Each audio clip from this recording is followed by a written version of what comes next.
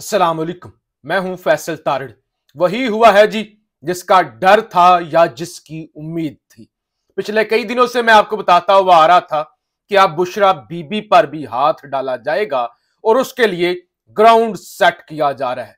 चाहे वो सलीम साफी जैसे लिफाफों से घर के नौकरों का इंटरव्यू करवाया जाए या अंसार अब्बासी जैसे टौट सहाफियों से वो अखबारों के अंदर खबरें लगवाई जाएं, चाहे वो पाकिस्तान के तमाम टीवी चैनलों पर फराह गोगी के खिलाफ जाली खबरें चला के बुशरा बीबी को उसके अंदर चार्जशीट किया जाए, तो लिहाजा बुशरा बीबी पर भी हाथ डाला जाएगा, इमरान खान पर भी सख्तियां बढ़ा दी जाएंगी। वजह सबको पता है, वजह एक ही है, ना वोट बैंक कम हो रहा है, ना खान कंट्रोल हो रहा है।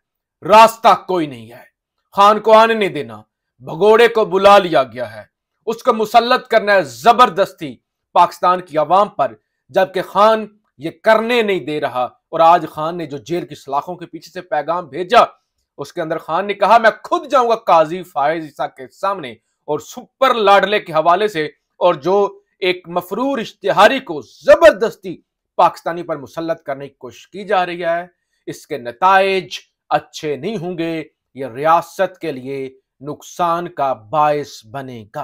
अब हुआ क्या है, एक तो आज नैब के अंदर बुशरा बीबी की पेशी थी, 12 भोंडे से सवाल उनके सामने रखे गए हैं कि ये 12 सवालों के आप जवाब दें। और उसके बाद बुशरा बीबी का नाम जी नैब की सिफारिश पर ईसीएल में डाल दिया गया है। ईसीएल में बुशरा बीबी पहले भी मुल्क से बाहर नहीं जा रही, खान का नाम भी ईसीएल में डाला गया है। अब खान पहले ही जेल में बंद है, खान तो पहले ही कह चुका है कि मेरा जीना मरना पाकिस्तान में है और मेरा बेशक नाम ईसीएल में डाल दो। अब नाम ईसीएल में डाला गया है, अब अगला मरहला ये होगा कि बुशरा बीबी को गिरफ्तार कर लिया जाएगा, यानी पहला टेस्टर लगाया गया है, इससे अगला मरहला ये होगा कि बुशरा बीबी को गिरफ्तार कर लिया जाएगा। और ब्लैकमेल करने का ये एक प्रो लेवल का वो एक टैक्टिक है कि आप घर की खवातीन पर हाथ डालें और आप खान को तोड़ लें। दूसरा जो पिछले वीलॉग के अंदर मैंने जिक्र किया था कि खान को आज दोबारा गिरफ्तार किया जाएगा, और ऐसा ही हुआ है। नैब की टीम पहुंची है अडयाला जेल और उन्होंने तोशा खाना केस के अंदर और अलकादर के अंदर गिरफ्तारी डाल दी है। अब साइफर केस के अंदर अगर जमानत हो भी जाती है तो ये एक लंबा प्रोसीजर होगा कि एक दफा वो उन्होंने अब जुडिशल कस्टडी में रखा हुआ है, फिर जनाब खान को दोबारा जमानत जुडिशल किया जाएगा, जुडिशल करने के बाद दोबारा जमानत करवाई जाएगी। यानी एक लंबा प्रोसीजर है। पहले खान की समाअत होगी मुकदमे के हवाले से, मुकदमा तो डिस्चार्ज हो नहीं सकता, अब खान को किया जाएगा जुडिशल, और जुडिशल करने के बाद दोबारा जमानत जो है ना, तो यानी मकसद एक ही है, मकसद एक ही है कि लंबे अरसे तक किसी ना किसी केस के अंदर खान को जेल में रखना, खान को बाहर ना आने देना। अब जो मैंने कहा कि क्रैकडाउन और ये सारा जो जबर है उसकी जो एक शिद्दत है उसके अंदर इजाफा किया गया है। और क्या हुआ है, और ये हुआ है आज मनी लॉन्ड्रिंग केस, परवेज इलाही और मोनस के तमाम बैंक अकाउंट्स मुंजमद। मोनस इलाही को इश्तिहारी करा दिया गया है और परवेज इलाही के भी जितने बैंक अकाउंट्स हैं वो फ्रीज कर दिए गए हैं, यानी फाइनेंशियली उनको नुकसान पहुंचाए। वो दूसरे तो मान गए, वो दूसरे बोंगे तो मान गए। और चौधरी शुजात हुसैन साहब उन्होंने कहा कि पाकिस्तानियों को इस वक्त वाहिद जो पाकिस्तानियों की उम्मीद है ना, वो है मियां नवाज शरीफ। तो मियां नवाज शरीफ पर हमारा ईमान है, मियां नवाज शरीफ साहब जो है वो डिलीवर करेंगे। अवाम को नवाज शरीफ से बहुत उम्मीदें वाबस्ता है, माजी को भुलाकर आगे बढ़ना होगा, आगे बढ़ना होगा। और मैंने आपको खबर दी थी कि अगले चंद दिनों में ये जो बची कुची काफ लीग है शुजात हुसैन की, ये नून लीग के अंदर जम हो जाएगी।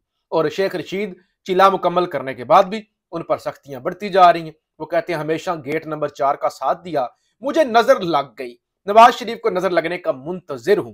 और उन्होंने कहा कि जितने मुझ पर केसेस बना दिए गए हैं चिल्ले के बाद, चिल्ला उल्टा पड़ चुका है, इतने तो मेरे पास जमानती भी नहीं है। अब चौधरी परवेज इलाही के अकाउंट फ्रीज, यानी ये भी एक प्रो लेवल का मंसूबा। 5-6 महीने तक एक 72-74 साल के बुजुर्ग सियासतदान को जेल में रख लिया है। 2 दफा का वज़ीर आला है, 1 दफा का डिप्टी प्राइम मिनिस्टर है। जेल में रखा हुआ है, रोज नया केस, और दर्जनों तो बीमारियां हैं परवेज इलाही साहब को, उसके बावजूद वो डटे हुए हैं। और अब ये आखिरी एक जो लैब वो होता है ना कि उनका खाना पीना, हुक्का पानी बंद कर देना, तो अब ये हुक्का पानी बंद किया गया है ताकि इस टैक्टिक्स के जरिए वो परवेज इलाही को तोड़ सके। और फिर दूसरे नंबर पे जितने भी जो थे, जो मशकूक थे, फवाद चौधरी जैसे लोग जो ना पीटीआई में थे ना इस्तेकाम पार्टी में थे, आपने देखा उन्होंने भी, उनको गिरफ्तार किया गया। असद उमर ने जमात छोड़ दी, तो लिहाजा इलेक्शन का ऐलान हो चुका है, और उसके बाद ये सख्तियां बढ़ा दी गई हैं, क्योंकि जितने सर्वे मैंने आपको बताया था, चाहे एस्टैब्लिशमेंट सर्वे करवाए, चाहे नून लीग करवाए, चाहे वो सोशल मीडिया पे सर्वेज हों, खान के जो वोटों की तादाद होती है वो 80 से 85% होती है। यही वजह है कि लोगों को तोड़ा जा रहा है। आज एक और खबर भी आई, अली अफजल साई, ये पंजाब के वजीर थे साहब का, फैसलाबाद से इनका ताल्लुक है।